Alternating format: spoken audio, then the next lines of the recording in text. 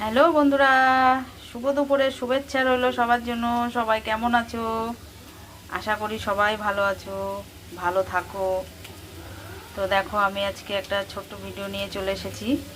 কি কি রান্না করেছি চলো তোমাদের সাথে একটু শেয়ার করি।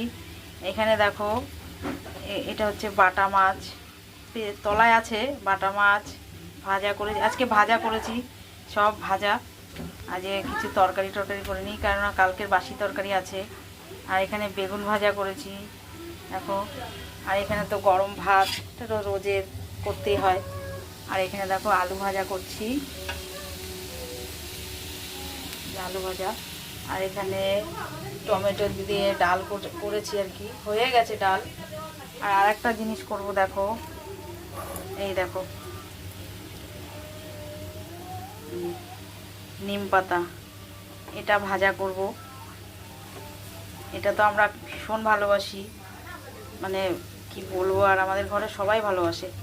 সে বেগুন দিয়ে হোক, আর আমরা আলু সিদ্ধ দিয়ে বেশি মেখে খাই।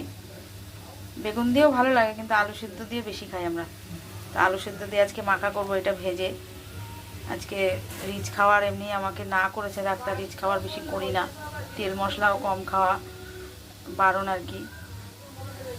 তো এই জন্য এরকমই রান্না করেছি। তো আমার ভিডিওটা যদি ভালো লাগে একটু লাইক কমেন্ট শেয়ার করবে। সবাই ভালো থাকবে, সবাইকে টাটা করলাম।